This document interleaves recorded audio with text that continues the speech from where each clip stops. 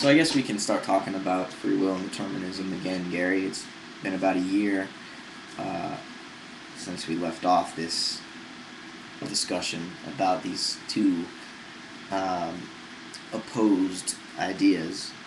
But I'm going to say the same thing now that I said back then, and that's that we really need to switch into a whole new framework, getting rid of free will and determinism, because contrary to your statement that we know there's no spontaneity or creativity in nature. Um, most physicists, most quantum physicists would say that you're just wrong about that, because at the quantum level there's plenty of spontaneity. Um, you cannot predict what an individual electron um, will do next. You can confine it to a certain number of possibilities um, within a given period of time, uh, but within that given field of possibility, the electron can freely choose where it wants to be. Now, this is messy language, of course, which is why I think the free will determinism framework is just not correct anymore. Instead, we should adopt a habit novelty framework. In other words, what we typically think of as the laws of nature or the laws of cause and effect are persistent habits which have held sway for a very long period of time. And inorganic matter typically will obey these very habitual patterns of activity. So they're so obedient to these habits that we can understand them pretty well using mathematical formulas, and understanding matter by analogy to a machine doesn't it gives us the ability to predict inorganic matter pretty well.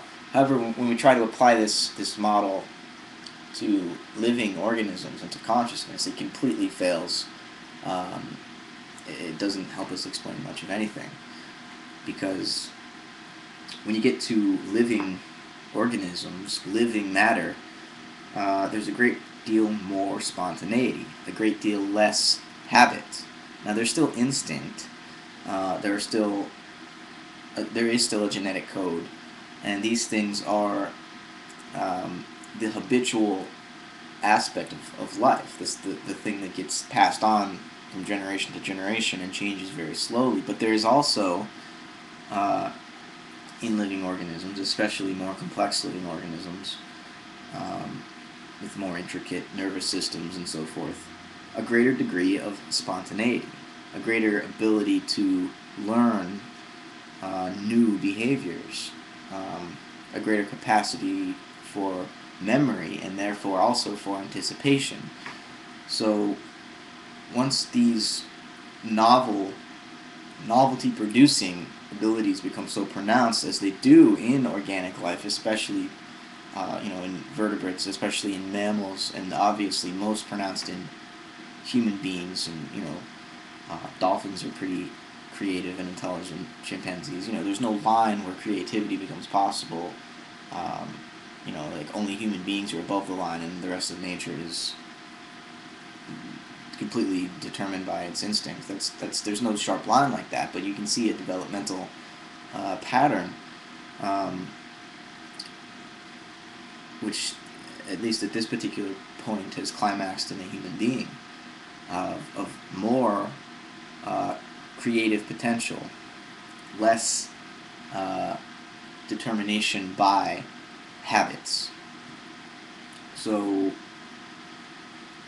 understanding that nature is this novelty-producing engine, you could say, sort of gets us out of this dualism or dichotomy between free will and determinism that leaves us completely unable to resolve the dualism between mind and matter, because even you said, Gary, that human consciousness, creates this illusion of some kind that makes us think we're free, and so we can act as though we have moral responsibility, as though the legal system actually functions legitimately for sound reasons. But really it's all cause and effect, and everything is determined. And I really don't understand your argument, Gary, that deterrence is possible in the absence of any ability for a human being um, to act freely. And again, by act freely, I don't mean without relying at all on any of its past conditioning or determination. I just mean that there is in every moment a field of possibilities, and each of us can choose among that field of possibility a certain determinate course. But we choose it. We actualize a potential. And without that ability to actualize a potential, there's no deterring crime, there's no basis for a legal system, because there'd be no moral responsibility. Everything would be determined. Um,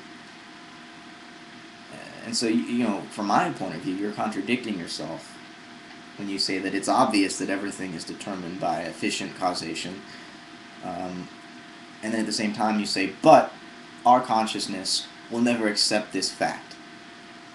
So, how do you hold both of those statements to be true at the same time? I'm not sure.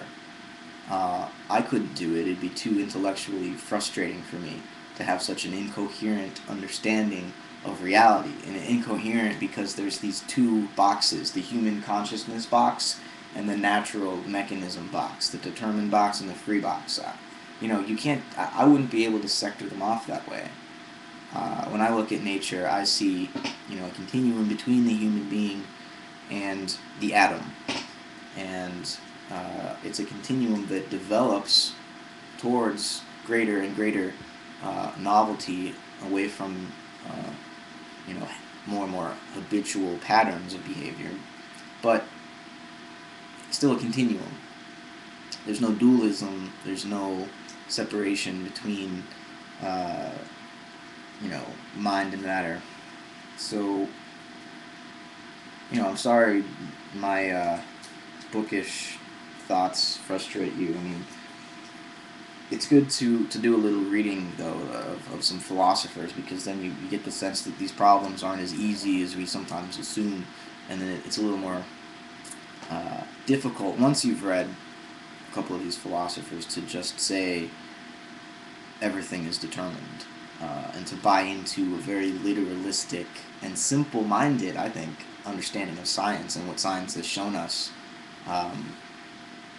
There are actually limits to science, so there is something specific that science is doing and has done for human knowledge, and if we over-exaggerate what science has done, we run the risk of doing exactly what you've done, Gary, which is assume that everything is a giant machine that we can understand with complete certainty and predict and control and so forth.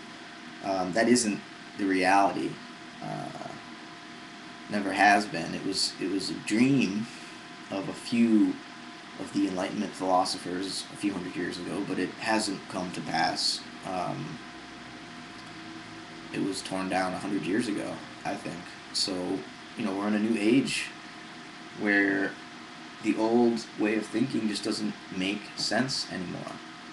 And I'm not saying I have a new way that makes perfect sense that everyone will necessarily agree with, but it's a lot more complex than I think you're making it out to be. So let me know what you think, or not. I don't know how frustrated you'll be after this video, but if you are so compelled, shoot me back some thoughts. I'll talk to you soon.